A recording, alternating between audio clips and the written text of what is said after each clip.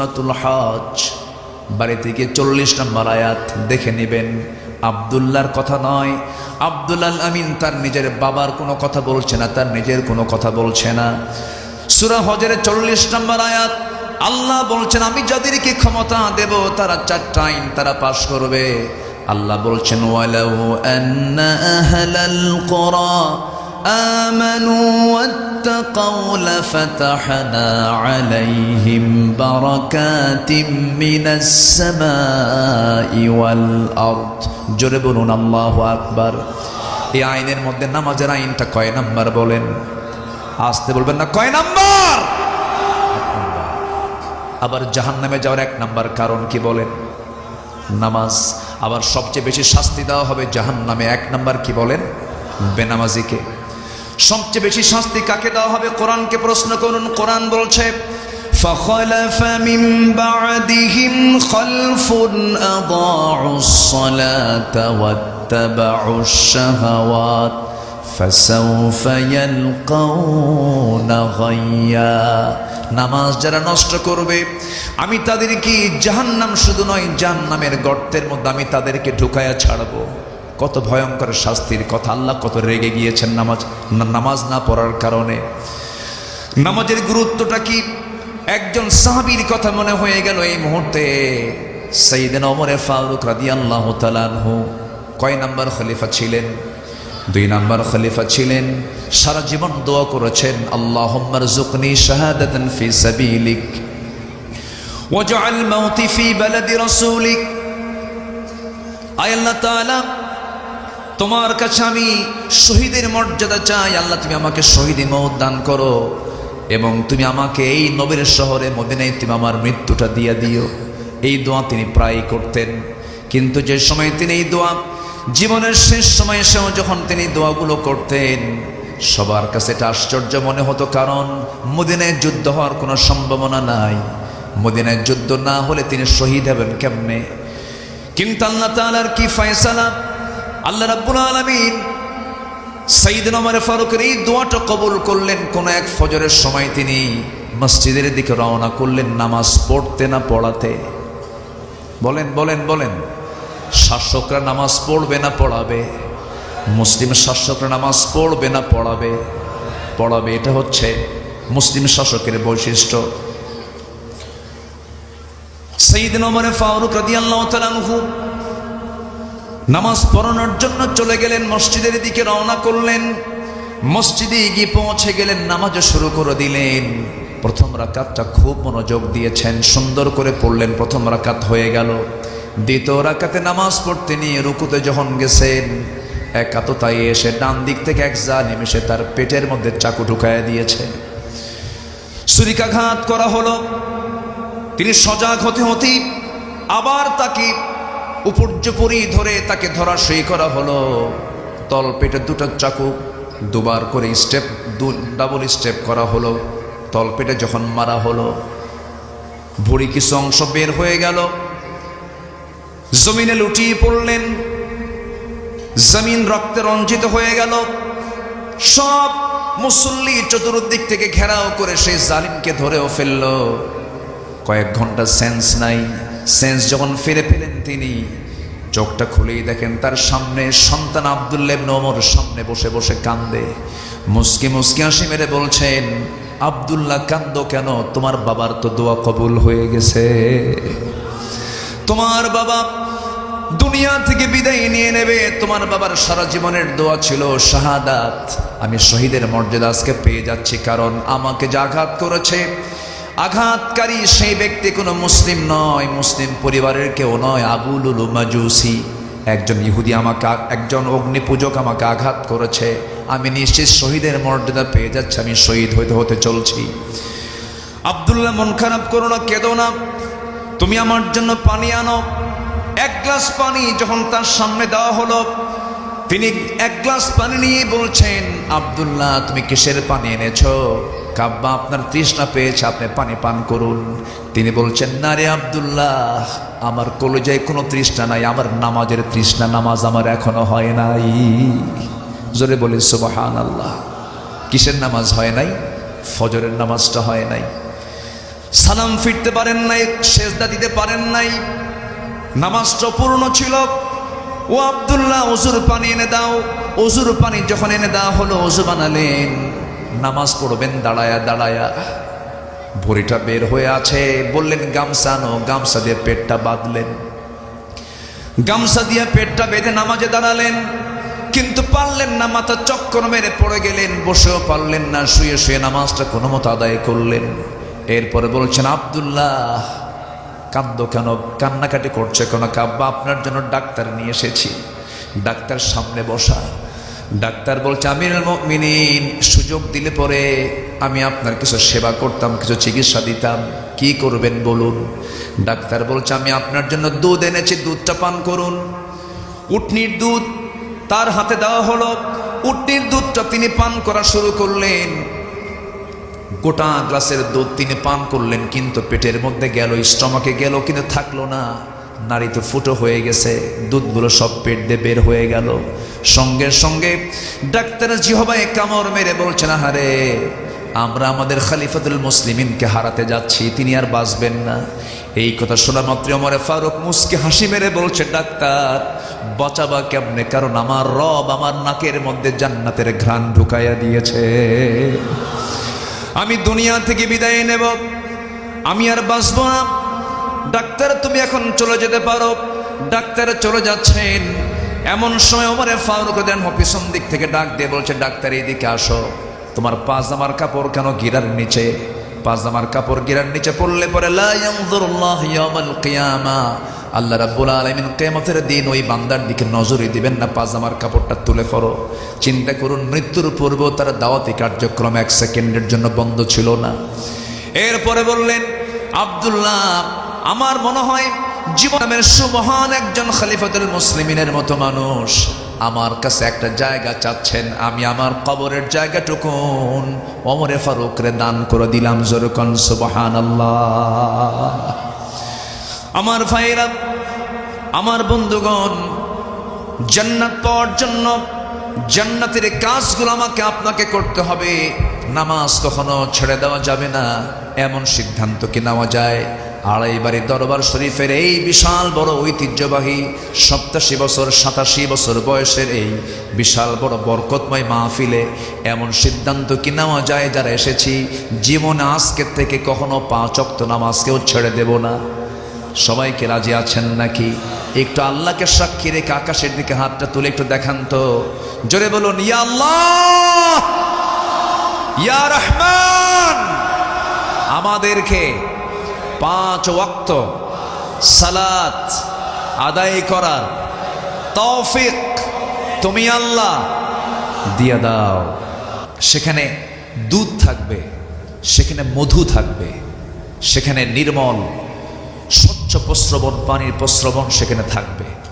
সেই নিয়ামতগুলো আমরা যদি নিতে চাই তাহলে অবশ্যই জান্নাতের লোভ রাখার দরকার আছে না নাই বলেন তো? আছে। আমরা জান্নাত যদি পেয়ে যাই, এর চাইতে বড় প্রাপ্তি আমার আপনার জন্য আর নাই। সে জান্নাতটা কেমন হবে, জান্নাতের পোশাক কেমন হবে, জান্নাতের প্রশস্ততা কেমন হবে, সব বর্ণনা কোরআন শরীফে আছে না নাই? জান্নাতে হুর থাকবে। আল্লাহ তাআলা জান্নাতে সব কিছু রেখেছেন। জান্নাতের যদি লোভ কারোর মধ্যে ঢুকে যায়, জান্নাতের লোভ ঢুকলে দুনিয়ার লোভ আর তাকে আক্রান্ত করতে পারবে না। এজন্য আমাদের থাকতে হবে কিসের লোভ বলেন তো? আরো জোরে, কিসের লোভ? জান্নাতের লোভ থাকবে। সেই লোভটা কখন সৃষ্টি হবে? যখন জান্নাতের জ্ঞানটা যখন আমার মধ্যে ঢুকবে যে জান্নাতে এই এই বিষয়গুলো সেখানে আছে। কিন্তু জান্নাতটা কাদের জন্য? কোরআনকে প্রশ্ন করুন, কোরআন জবাব দিচ্ছে, وعد الله المؤمنين والمؤمنات جنات تجري من تحتها الأنهار خالدين فيها ومساكن طيبة في جنات عدن। জোরে বলুন আল্লাহু আকবার। জান্নাত হলো মুমিনদের জন্য। কোনো জালিম জান্নাতে ঢুকবে না, কোনো ফাসিক জান্নাতে ঢুকবে না। কোনো কাফির জান্নাতে ঢুকবে না, কোনো মুশরিক জান্নাতে ঢুকবে না। আমার দেশে জালিম আছে না নাই? আসতে বলবেন না, আছে না নাই? যারা জুলুম করবে, জুলুম করলে ফলাফল হলো মামু বাড়ি দিল্লি গিয়ে বসে থাকতে হবে, ঠিক কি না? জুলুমের ফলাফল কি? দিল্লি। জুলুম করা যাবে না। জুলুম করবেন তো ঠিকানা একটা বের হয়ে গেছে, কিন্তু অত্যাচার করবেন ঠিকানা বের হয়ে গেছে। জালিমদের জন্য জান্নাত নয়। আমার বন্ধুগণ, নাম্বার 2, জান্নাতে কি কি থাকবে? জান্নাতে আল্লাহ রাব্বুল আলামিন 4 প্রকার নদী রাখবেন। জান্নাতের মধ্যে 4 প্রকার নদী আল্লাহ রাব্বুল আলামিন সুন্দর করে বলছেন, মাসালুল জান্নাতিল্লাতী ওয়িদাল মুত্তাকুন ফিহা আনহারুম মিন মাইন গায়রি আসিন وأنهار من لبن لم يتغير طعمه وأنهار من خمر لذة للشاربين وأنهار من عسل مصفى ولهم فيها من كل الثمرات ومغفرة من ربهم جنبنا الله أكبر سورة محمد আয়াত নাম্বার 15 আল্লাহ রাব্বুল আলামিন জান্নাতের মধ্যে মুত্তাকিদের জন্য, মুত্তাকিরা জান্নাত পেয়ে যাবে, তাদের জন্য 4টা নহর থাকবে। নাম্বার 1 হলো পানির নহর থাকবে, দুধের নহর থাকবে, শরাবের প্রস্রবণ থাকবে, এবং সেখানে থাকবে হলো আল্লাহ রাব্বুল আলামিন মধুর নহর রেখে দিয়েছেন। দুনিয়ার মধু, দুনিয়ার পানি, দুনিয়ার দুধ পান করলে বুড়া মানুষ বুড়া হয়ে যায়, কিন্তু জান্নাতের মধু, জান্নাতের দুধ যদি কোনো বান্দা একটা বার পান করে, যৌবন শক্তি ডাবল ডাবল হয়ে যাবে, সে কোনোদিন বুড়া হবে না। জোরে কোন সুবহানাল্লাহ। সেই জান্নাতের নিয়ামতগুলো ভোগ করার জন্য আমাকে জান্নাতীদের যে আমলগুলো, সে আমলগুলো আমার আপনার মধ্যে আনতে হবে। আমার দেশ মসজিদের দেশ বললে ভুল হবে না। 4.5 লক্ষ মসজিদ যে দেশে। আমার একটা সফর ছিল বেশ কয়েক বছর আগে সাউথ কোরিয়াতে। সাউথ কোরিয়ার সিওলে যখন আমি গেলাম, একটা ক্যাপিটাল সিটিতে ঢুকে আমি নামাজের জায়গা পাচ্ছি না। পরে শুনলাম গোটা সিওলে শুধু একটা মসজিদ, খাবার কোনো হোটেল পাচ্ছি না, হালাল কোনো হোটেল নাই। এতটাই কঠিন নামাজ পড়া আমার জন্য, আমি কোনো জায়গা পাচ্ছিলাম না। আর আমার দেশ, একটা গ্রামের ভিতরে 3-4টা করে মসজিদ আছে না নাই? বলুন তো, মসজিদ বেশি না মুসল্লি বেশি? হ্যাঁ, মসজিদ বেশি, মুসল্লি নাই। কোন ওয়াক্তে আমার দেশে সবচেয়ে কম মুসল্লি পাওয়া যায় বলেন তো? ফজর। আচ্ছা, কোন ওয়াক্তে, কোন টাইমে, কোন নামাজের টাইমে মানুষ সবচাইতে বেশি মানুষ বাড়িতে থাকে? ফজর। ফজর, ফজরই বাড়িতে থাকে, ঠিক আছে কিনা? তাহলে এই যে ফজরের সময় সবচেয়ে কম মুসল্লি, মসজিদে মানুষ বাড়িতে বেশি থাকে, বাড়িতে মানুষ করেটা কি? মেরাজে যায়। কই যায়? নামাজ পড়ে না। মাঝখানে ভূমিকম্প হয়েছে, আপনারা জানেন তো? সবচেয়ে বেশি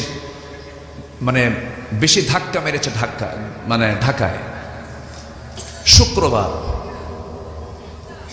সেই ভূমিকম্পে ঢাকার ম্যাক্সিমাম ফ্ল্যাটগুলোতে মানুষ ছিল না।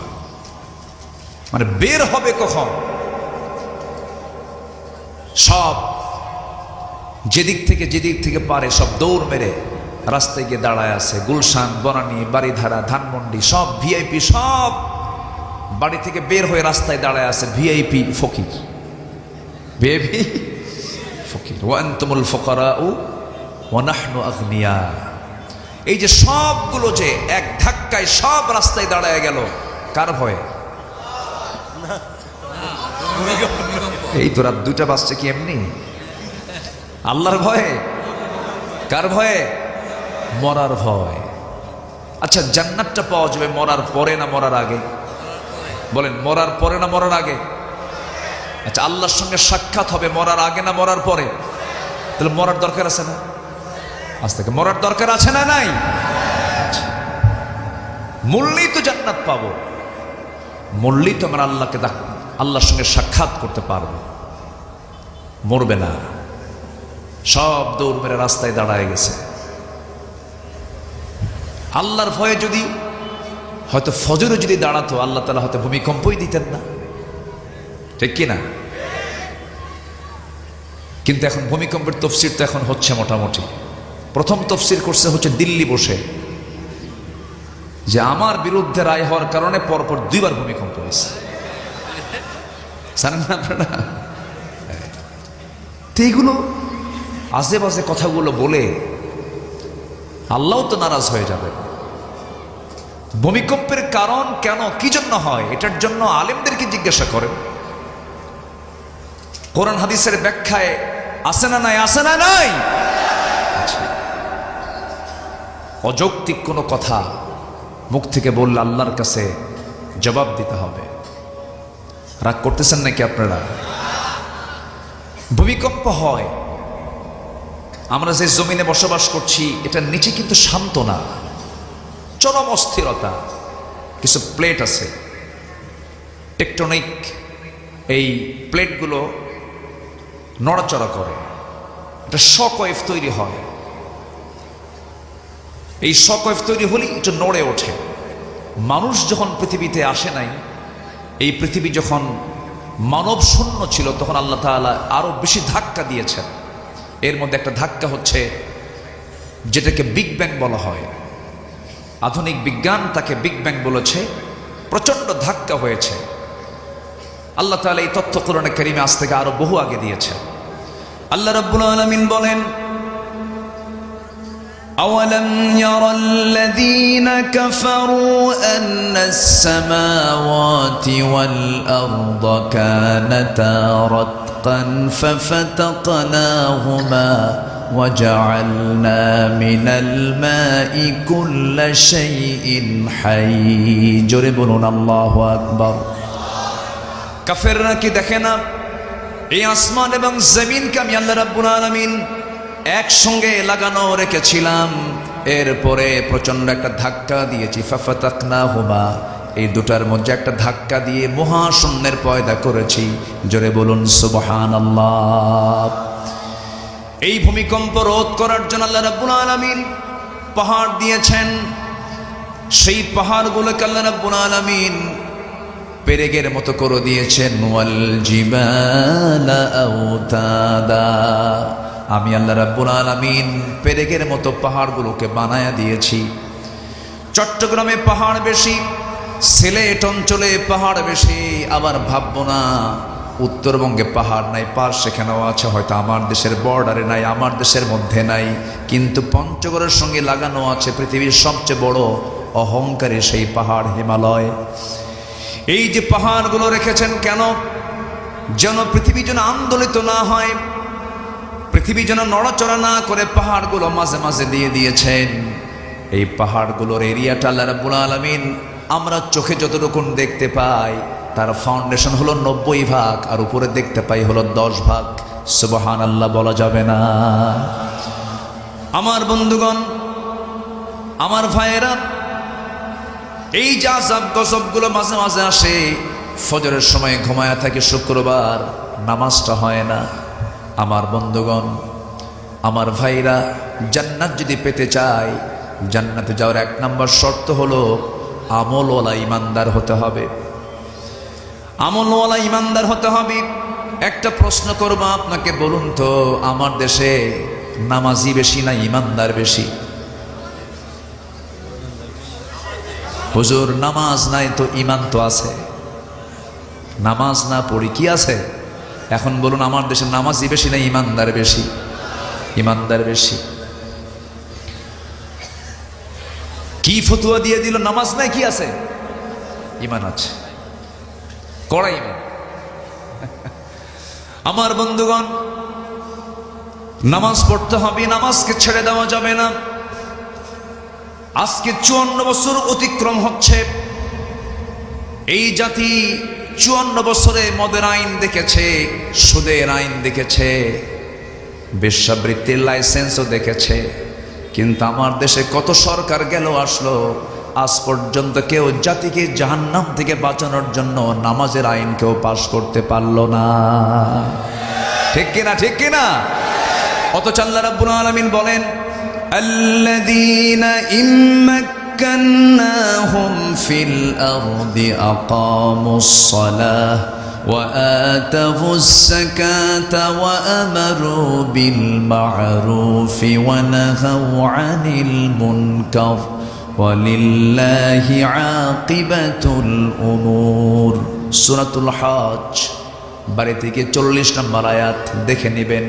আব্দুল্লাহর কথা নয়, আব্দুল আল আমিন তার নিজের বাবার কোনো কথা বলছে না, তার নিজের কোনো কথা বলছে না। সূরা হজের 40 নম্বর আয়াত আল্লাহ বলছেন, আমি যাদেরকে ক্ষমতা দেব তারা 4টা আইন তারা পাশ করবে। আল্লাহ বলছেন, ওয়ালাউ আন্না আহলাল কুরা আমানু ওয়াত্তাকাউ লাফাতাহনা আলাইহিম বারাকাতিম মিনাস সামাই ওয়াল আরদ। জোরে বলুন আল্লাহু আকবার। এই আইনের মধ্যে নামাজের আইনটা কয় নাম্বার বলেন? আসতে বলবেন না, কয় নাম্বার?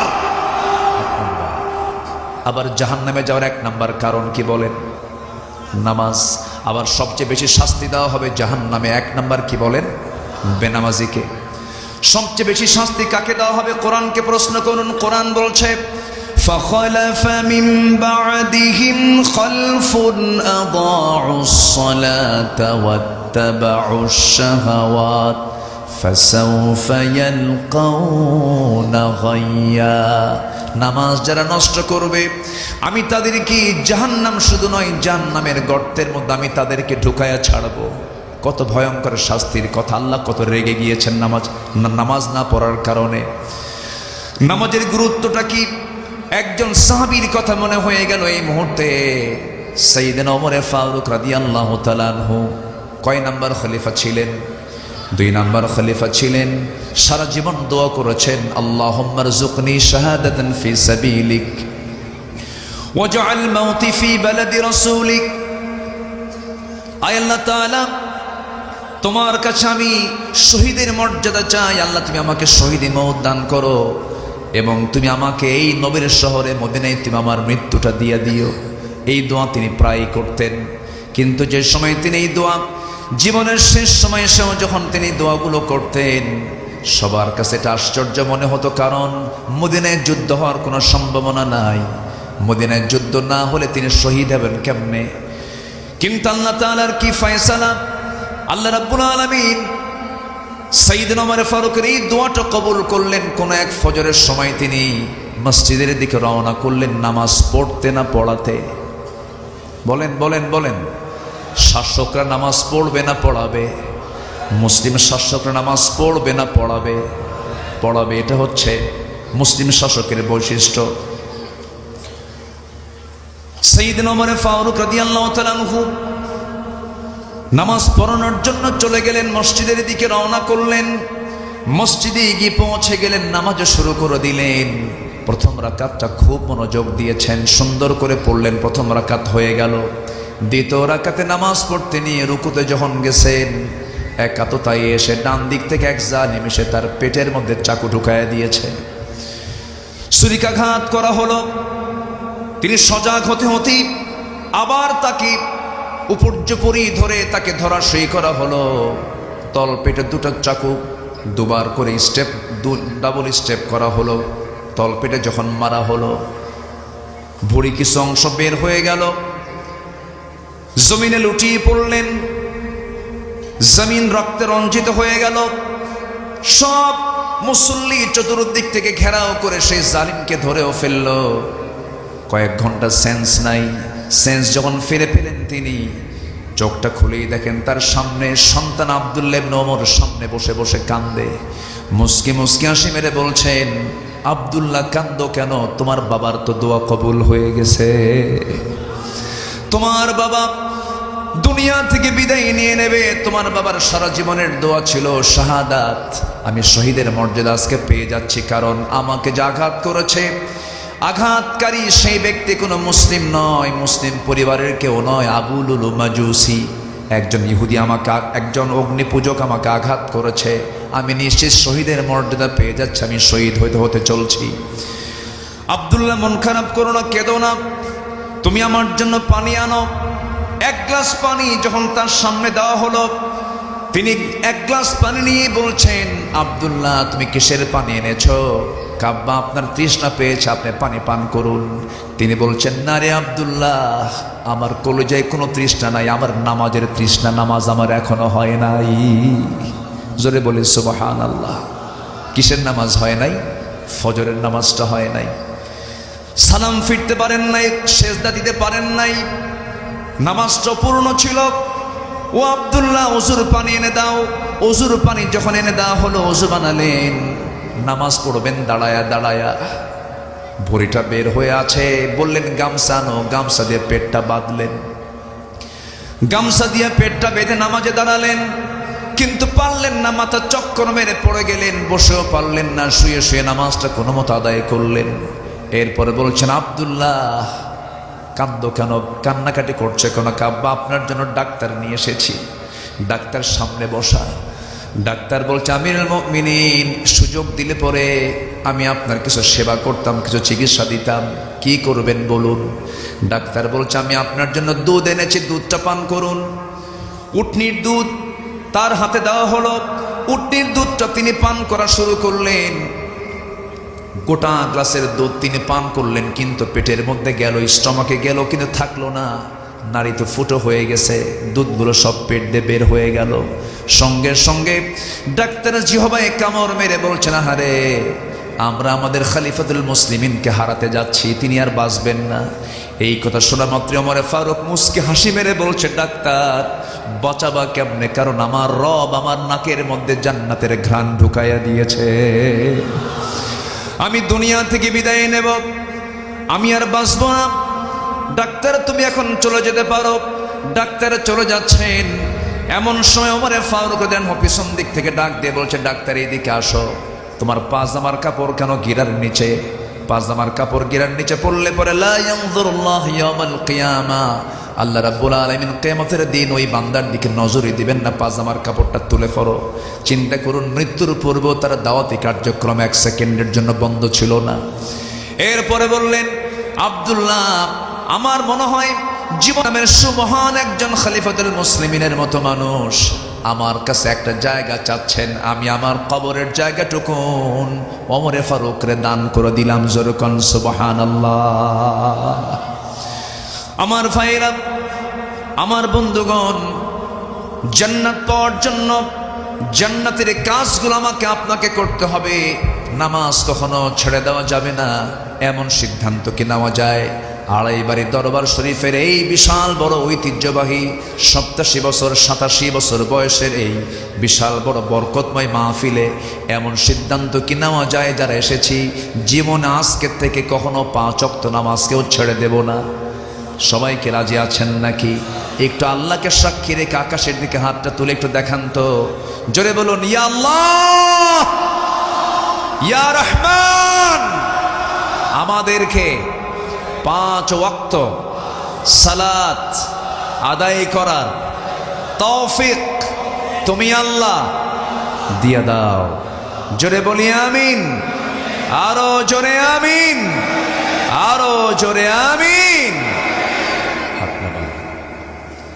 কষ্ট দিয়ে ফেললাম মনে হয়। সম্মানিত ভাইয়েরা, জান্নাত পেতে হলে ফার্স্ট কন্ডিশন নামাজ। 5 ওয়াক্ত নামাজ আমার দেশে মাত্র 5% পড়ে, নামাজ পড়ে না, নামাজের ধার ধারে না, খালি বিড়ি খায়। কি খায়? যাচ্ছেন? আপনাকে না দেখলে তো ভালো লাগবে না। আচ্ছা, কি খায়? কি খায়? বিড়ি খায়। ভাত বেশি খায় না বিড়ি বেশি খায়? বিড়ি বেশি খায়। এত বিড়ি খায়। বিড়ি যে তামাক থেকে হয়, এই তামাকের গাছ আপনারা দেখেছেন কিনা জানি না। তামাকের আবাদ এখন সবচেয়ে বেশি হয় এখন গ্রেটার রংপুর, কুষ্টিয়া, মেহেরপুর, এদিকে চট্টগ্রাম অঞ্চলের ওই কি বলে কক্সবাজারের রামউখিয়া, ওই দিকে এই তামাকের আবাদগুলো হয়। তামাকের গাছ দেখতে এত সজীব পাতা, খুব তরুতাজা পাতা, বড় বড় পাতা। তো আমি একদিন এরকম বিশাল বড় এক তামাকের মাঠ দেখে, আবাদ দেখে এক চাষিকে বললাম, ভাই এই যে এই সবুজ সবুজ পাতাগুলো, এগুলো বেড়া দেয় না? ছাগল গরু তো খেয়ে ফেলতে পারে। মুসকে হাসি মেরে কয়, হুজুর কুত্তাও খায় না। কি কথা কি বুঝতেছে? তো বললাম তাই। তাহলে এই তামাক যে ক্ষতি করে এটা ছাগলও বোঝে, গরুও বোঝে, কে বোঝে না? মানুষ বোঝে না। এত খাওয়া খায়। পান খান, পান খেতে আপত্তি নাই তো, বুড়া মানুষ পান খেলে ভালো লাগে। আমি আমার দাদার মুখের রসালো চিবানো ওই পান আমি নিয়েছি, আমি নিয়ে খেয়েছি।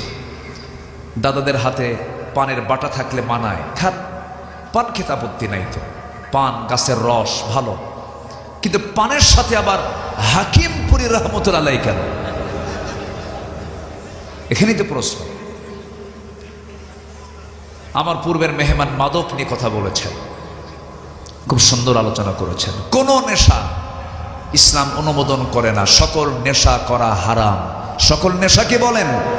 আরো জোরে কি?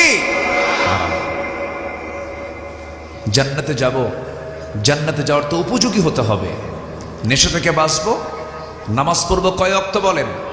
5 ওয়াক্ত। জান্নাতের ভিতর আল্লাহ রাব্বুল আলামিন কত নিয়ামত রেখে দিয়েছেন।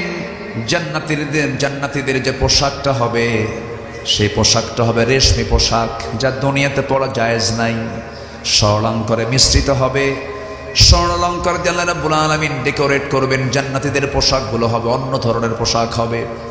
আল্লাহ রাব্বুল আলামিন বলেন, ইন্নাল্লাযীনা আমানু ওয়া আমিলুস সালিহাতি ইন্না লা নুদিউ আজরা মান আহসানা আমালা أولئك لهم جنات عدن تجري من تحتهم الأنهار يحلون فيها من أساور من ذهب ويلبسون ثيابا خضرا من سندس واستبرق متكئين فيها على الأرائك نعم الثواب وحسنت مرتفقا جنبنا الله أكبر سورة الكهف আয়াত নাম্বার 30-31 আল্লাহ রাব্বুল আলামিন জান্নাতের মধ্যে বান্দার পোশাকগুলো করবেন দামি দামি রেশমি পোশাক, স্বর্ণ দিয়ে মোড়ানো। এমন সুন্দর দামি পোশাক পৃথিবীর কোনোদিন কেউ পরতে পারবে না, এমন পোশাক জান্নাতে থাকবে। জোরে বলুন সুবহানাল্লাহ। জান্নাতের মধ্যে ইমানদাররা পরিবার সহ মিলিত হবে। পরিবার সহ কি সহ? সব পরিবারের সবাই যদি জান্নাতে চলে যায়, জান্নাতের মধ্যে সব পরিবারগুলো একসঙ্গে থাকবে। বউ নামাজ পড়ে না, বউটাকে আস্তে করে বলবো, বউ এইদিকে আসো, তুমি নামাজ কেন পড়ো না? একই ছাদের নিচে, একই খাটের উপরে আমরা দুজন শুয়ে থাকি, একই ছাদের নিচে সংসার করলাম 30 বছর ধরে, তুমি নামাজ পড়বা না কেন? নামাজটা পড়ো। এই যে যৌবন তোমার সঙ্গে কাটায় দিলাম, জান্নাতে গিয়ে তোমার সঙ্গে যৌবন কাটায় দেব একই জান্নাতে। সুবহানাল্লাহ বলেন। আল্লাহ রাব্বুল আলামিন জান্নাতের মধ্যে পরিবার নিয়ে থাকারও সুযোগ দিয়ে দিবেন, যে সমস্ত পরিবারগুলো সবাই মিলে জান্নাতে চলে যাবে। নাম্বার 5 হলো জান্নাতবাসীরা সকল দুঃখ কষ্ট থেকে মুক্ত হয়ে আল্লাহর প্রশংসায় তারা রত থাকবে।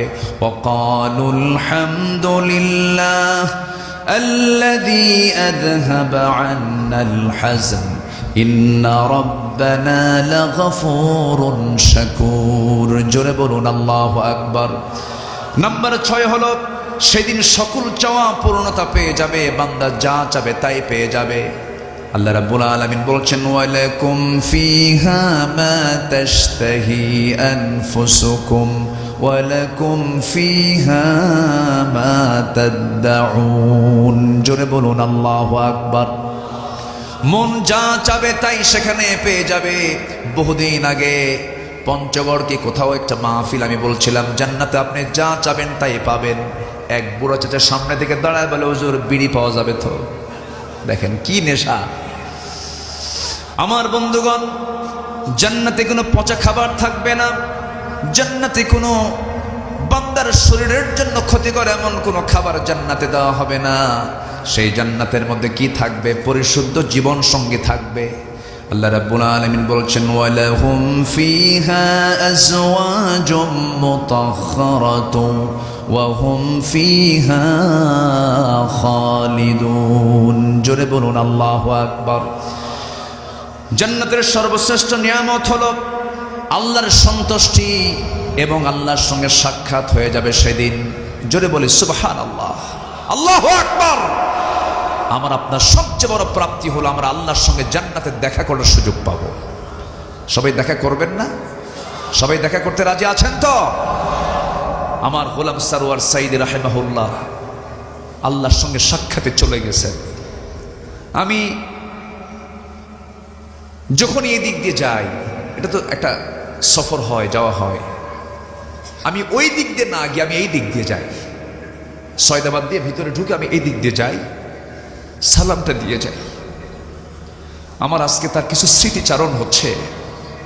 আমি ভাইজান আপনাদের বাসার মধ্যে যখন ঢুকতেছিলাম, প্রথম যেদিন দেখা হয়, মেবি এটা 2008-09 দিকে হতে পারে। হ্যাঁ হ্যাঁ হ্যাঁ হ্যাঁ, তাওহিদ ভাই মনে হয় ছিলেন সেদিন।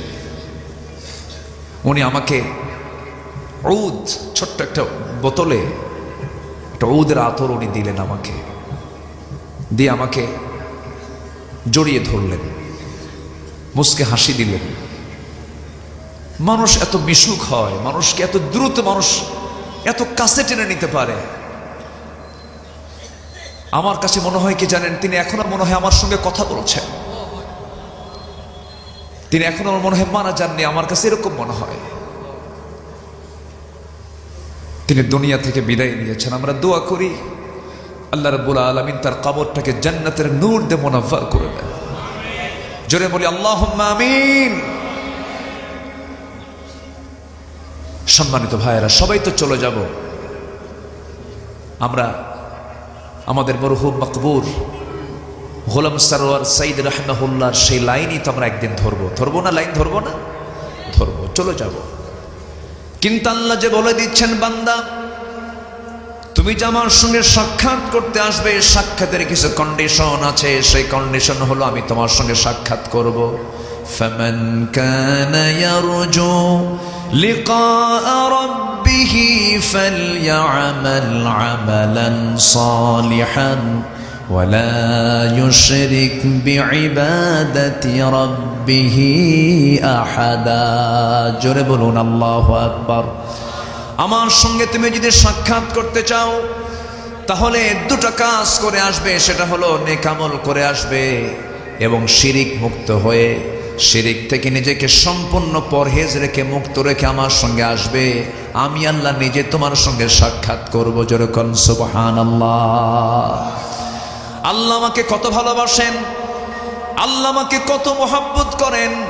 এই যে এখন রাত 2টা পার হয়েছে, আমার আল্লাহ কিন্তু মাঝরাত্রিতে ফিস সামাঈদ দুনিয়া, দুনিয়ার আকাশে চলে এসেছেন এবং তিনি নিজে বলছেন, কোন বান্দা ছয়লা মিন মুস্তাগফিরিন ফাগফিরালা, কোন ক্ষমা প্রার্থী আছে আমার কাছে ক্ষমা চাবে। তবে হ্যাঁ, মাহফিলের আলোচনা শুনতে বলতে যদিও কষ্টের সময়, এটা হয়তো কষ্ট হয়, কিন্তু এই সময়টা দোয়া কবুলের সময়। আলহামদুলিল্লাহ বলেন, সবচেয়ে বরকতময় সময় এটা। আমার বন্ধুগণ, আল্লাহ তাআলা বলেন, কোন ক্ষমা প্রার্থী আছো আমার কাছে ক্ষমা চাও। তিনি 7 আকাশ থেকে কিন্তু প্রথম আকাশে চলে আসেন। কত দূর পথ, আল্লাহ তাআলা আরশ আজিমটা কত দূরে, সেই 7 আসমানের উপর থেকে তিনি দুনিয়ার আকাশে আমার জন্য আপনার জন্য আসেন। সুবহানাল্লাহ বলা যাবে না? আমি প্রথম আকাশের এই জমিনে আছি, আল্লাহ তাআলা প্রথম আকাশে এসে আমার কাছে সাক্ষাৎ করতে আসেন। আমার আল্লাহর আরশে আজিম কত দূর, একটু কানটা খাড়া করেন। আমার আল্লাহ কি পরিমাণ আমাকে ভালোবাসেন। আমার আল্লাহ প্রথম আকাশে চলে আসেন। আমার আল্লাহ তাআলার আরশে আজিমটা কত দূর। আমরা যেখানে বসে আছি এখান থেকে আমরা যদি সূর্যের দিকে তাকাই, সূর্যটা পৃথিবী থেকে 13 লক্ষ গুণ বড়। ওই সূর্যের চাইতে তারকাগুলো কোটি কোটি গুণ বড়।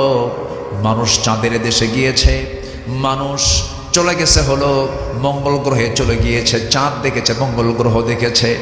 এখন মানুষ যদি চিন্তা করে চাঁদ দেখলাম, মঙ্গল গ্রহ দেখলাম, তারকার দেশ দেখতে যাব, সূর্যের দেশে তো যাওয়া সম্ভব নয়, জ্বলে পড়ে সারকার হয়ে যাবে। লক্ষ লক্ষ ডিগ্রি সেলসিয়াস তাপমাত্রা সূর্যের, সম্ভব নয় তারকার দেশে দেখতে যাব। যদি কেউ দেখতে যেতেও চায়, দুনিয়ার কোনো যানবাহন চলবে না, কপ্টার, এরপরে কোনো বিমান চলবে না, নভোযান ইউজ করা যেতে পারে। সবচেয়ে লেটেস্ট নভোযান হলো অ্যাপোলো 11। অ্যাপোলো 11-এর গতি হলো প্রতি ঘন্টায় 39,000 কিলোমিটার। 39,000 কিলোমিটারের বেগে যদি কোনো বান্দা যদি অ্যাপোলো 11-এ চড়ে যদি সেই পৃথিবীর সবচেয়ে নিকটবর্তী তারকার দেশ প্রক্সিমা সেন্ট্রায় যদি যেতে চায়, এই পৃথিবী নামক এই জমিন থেকে পৃথিবীর সবচেয়ে নিকটবর্তী তারকার দেশে তার যেতে সময় লাগবে 1,15,000 বছর মাত্র। যাবেন কারা কারা? হাত তোলেন। ওই দেখেন হাত তুলছে। বাঁচবো কয়দিন, যাব কোন দিন? চিন্তা করে দেখুন কত দূরের পথ। এক আসমান সোয়াত দূরের কথা, একটা তারকার দেশে আমরা যেতে পারতেছি না। সেই মহাশূন্য কত বড় সে আকাশ, সে আকাশের উপর আল্লাহ তাআলা চলে আসেন, প্রথম আকাশে আসেন, কিন্তু এই আকাশের চাইতে সেকেন্ড আকাশটা আরো বড়, থার্ড আসমানটা আরো বড়, ফোর্থ আসমান আরো বড়। শুধু ধীরে ধীরে বড় হতে হতে 7 আসমানের উপরে আমার আল্লাহ তাআলা আরশে আজিম। জোরকান সুবহানাল্লাহ। বান্দা এই দুনিয়াতে ছোট্ট একটা দুনিয়ার ছোট্ট একটা ভূখণ্ডের ছোট্ট একটা জায়গার একটা চেয়ার পাইলে মনে করে কি যেন হয়েছি, কিচ্ছু হও নাই, জুলুম করবা, দিল্লি চলে যাবা। আসতে কন কেন, ঠিক কিনা? আমরা জুলুম আর দেখতে চাই না, আমরা খুন আর দেখতে চাই না। আমরা সুখী সমৃদ্ধশালী একটি সমাজ, রাষ্ট্র আমরা দেখতে চাই। জোরে বলি ইনশাআল্লাহ। আল্লাহ কবুল করুন, জোরে বলি আমিন।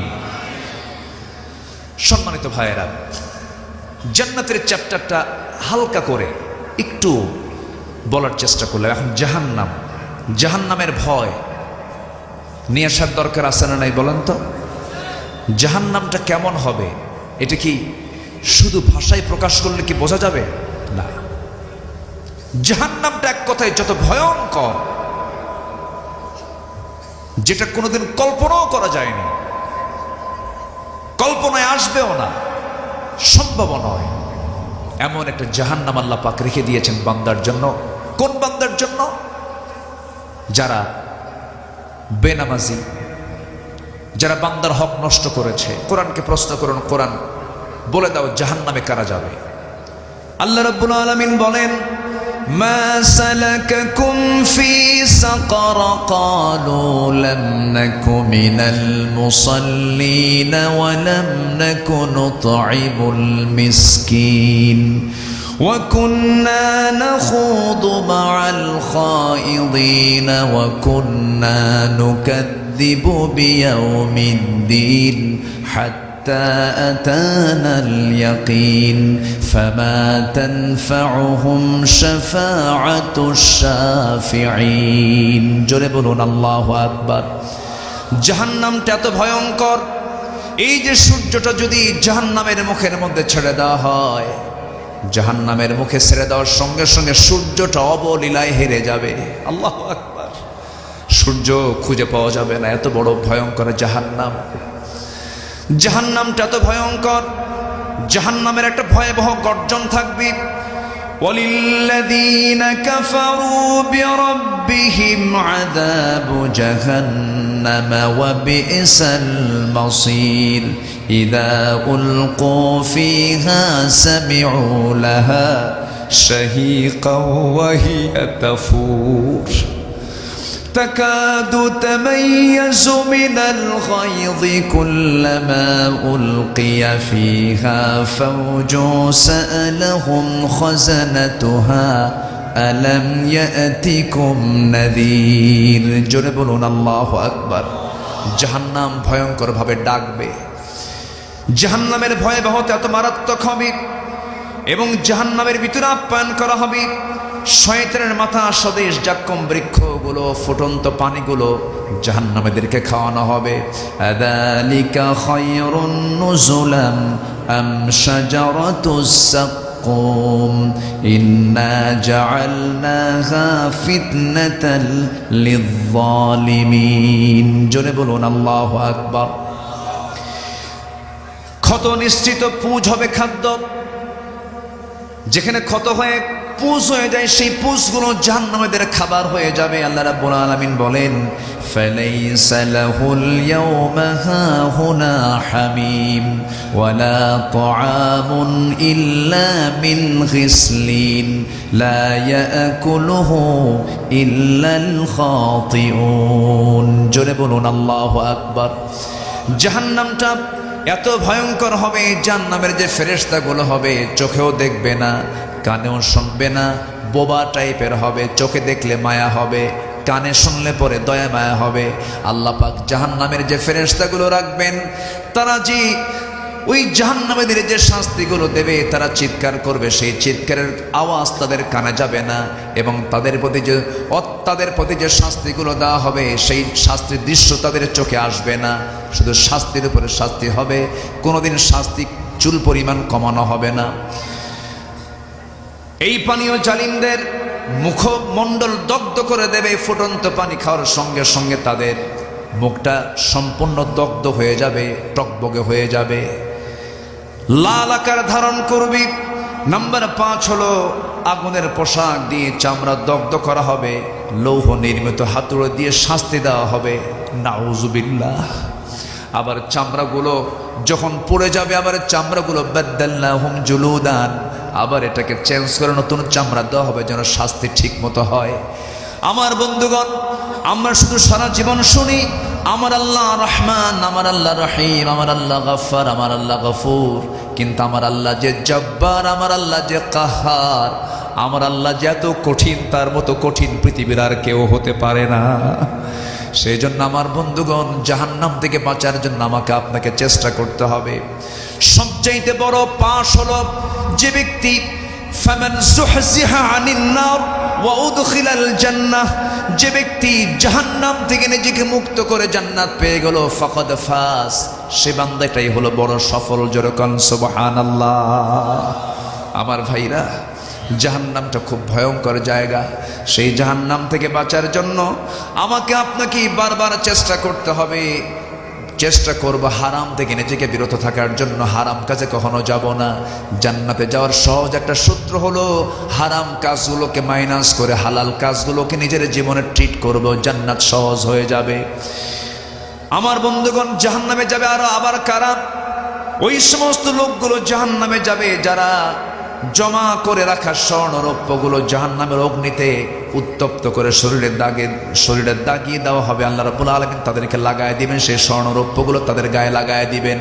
আল্লাহ রাব্বুল আলামিন বলেন ওয়াল্লাযীনা ইয়াকনিজুনা আয-যাহাবা ওয়াল ফিদ্দাতা ওয়া লা ইউনফিকুনাহা ফি সাবিলিল্লাহ ফাবাশশিরহুম বিআযাবিন আলীম يوم يحمى عليها في نار جهنم فتكوى بها جباههم وجنوبهم وظهورهم هذا ما كنزتم لأنفسكم فذوقوا ما كنتم تكنزون। জোরে বলুন আল্লাহু আকবার। স্বর্ণরৌপ্যের মালিক হয়েছি, অর্থ সম্পদের মালিক হয়েছি, কিন্তু তার যাকাত আদায় করলাম না, তখন এই সম্পদগুলো তার জন্য কাল হয়ে যাবে, তার জন্য বড় বিপদ হয়ে যাবে। এই জন্য সম্পদের হক আদায় করার দরকার আছে না নাই? আসতে বলবেন না, আছে না নাই? জাহান্নাম থেকে বাঁচার জন্য অবশ্যই হক আদায় করতে হবে। নাম্বার 7 হলো কোনো মুহূর্তের জন্য আযাবকে কখনো লাঘব করা হবে না। والذين كفروا لهم نار جهنم لا يقضى عليهم فيموتوا ولا يخفف عنهم من عذابها كذلك نجزي كل كفور بلون الله أكبر। আমার বন্ধুগণ, সেই ভয়াবহ জাহান্নাম থেকে বাঁচার জন্য, জান্নাত লাভের জন্য আমাকে আপনাকে চেষ্টা করতে হবে। একজন সাহাবীর কথা মনে হলো, সাহাবীর নাম হচ্ছে আবু দাহদাহ। কি নাম? আবু দাহদাহ রাদিয়াল্লাহু তাআলা আনহু। এক এতিমের খেজুর গাছ, সেই খেজুর গাছটা সীমান্ত জায়গায় পড়েছে, দুই জমির মাঝখানে পড়েছে। এতিম সন্তানটা ওই প্রতিবেশী জমিওয়ালার কাছে গিয়ে তার লোক দিয়ে বলে ফেললো, এই খেজুর গাছটা দিলে পরে আমার প্রাচীরটা হয়ে যাবে, প্রাচীরটা দেওয়ার ব্যবস্থা করে দেন। কিন্তু প্রতিবেশীর যে জায়গা ছিল সেই জায়গাওয়ালার নাম হলো আবু লুবাবা। আবু লুবাবা। আবু লুবাবার কাছে প্রস্তাব দেওয়া হলো। আবু লুবাবা বলল, না, আমি খেজুর গাছ দেব না, আমি প্রাচীরও হতে দেব না। সঙ্গে সঙ্গে এই রিপোর্টটা নবীর কান পর্যন্ত চলে গেল, কারণ এতিমদের পক্ষে ছিলেন মুহাম্মদ সাল্লাল্লাহু আলাইহি ওয়াসাল্লাম। আমার নবীজি আবু লুবাবাকে ডাক দিয়ে বলছেন, আবু লুবাবা এদিকে আসো, তুমি যদি আজকে এতিমের জন্য এই একটা খেজুর গাছ তুমি যদি দান করতে পারো, তুমি কি জানো আল্লাহ রাব্বুল আলামিন আমি তোমার জন্য দোয়া করব, তোমাকে সুন্দর একটা জান্নাত দিয়ে দিবেন। যেরকম সুবহানাল্লাহ, তুমি দিয়ে দাও, এতিমকে বিপদে ফেলে দিও না। আবু লুবাবা তাও বলে ফেললো, না আমি দেব না। এরকম আছে না কিছু লোক, আছে না? আছে না? জীবন যাবে, ওর সঙ্গে আমার কোনো আপোষ হবে না। আছে না নাই? বলেন তো, আছে না নাই? আমার নবীজি আবু লুবাবার কথা শোনা অবাক হয়ে গেলেন, মুখটা ফিরায় নিলেন। ওই সময় একজন সাহাবী ছিলেন, তার নাম হচ্ছে আবু দাহদাহ রাদিয়াল্লাহু তাআলা আনহু। সঙ্গে সঙ্গে এই কথাটা তিনি লুফায়া নিয়ে বলছেন, হুজুর আবু লুবাবা তো দিল না, কিন্তু আমি যদি সেই ব্যবস্থা করে দিই আমি কি জান্নাত পাবো নাকি? আল্লাহু আকবার। আমি কি সেই জান্নাতটা পাবো নাকি? হ্যাঁ, তুমিও পাবে, তুমি যদি দিয়ে দিতে পারো। আমার রাসূল সেই জায়গা থেকে চলে গেলেন। সঙ্গে সঙ্গে ওই সাহাবী আবু দাহদাহ আবু লুবাবার সঙ্গে বসে গেলেন। বলছেন, আবু লুবাবা শোনো, এই গাছটার বিনিময়ে তুমি যা চাইবে আমি তাই দেব, আমাকে গাছটা দিয়ে দাও, আমি তোমার থেকে গাছটা কিনে নেব। এবার বলছে, না দেব না, আমি বেচবো না। কিন্তু তুমি কি চাও? শোনো, আমার জীবনের একটা শখের বাড়ি আছে এবং শখের একটা খেজুর বাগান সহ, এবং আমার বাড়ির সামনে সুন্দর একটা মিষ্টি কূপ আছে, মিষ্টি পানির কূপ আছে, কূপ সহ বাড়ি।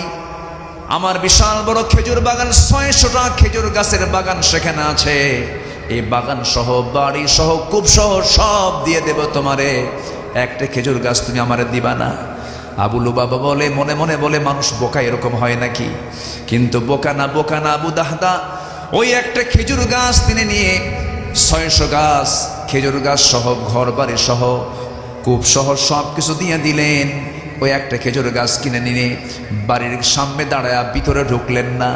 ভিতরে না ঢুকি দূর থেকে ডাক দিচ্ছেন, আমার পরিবারে যারা আছো শোনো, আজকে আমরা একটা ব্যবসা করেছি, যে ব্যবসার বিনিময়ে আল্লাহ রাব্বুল আলামিন আমাকে জান্নাত দিয়ে দিয়েছেন। যেরকম সুবহানাল্লাহ।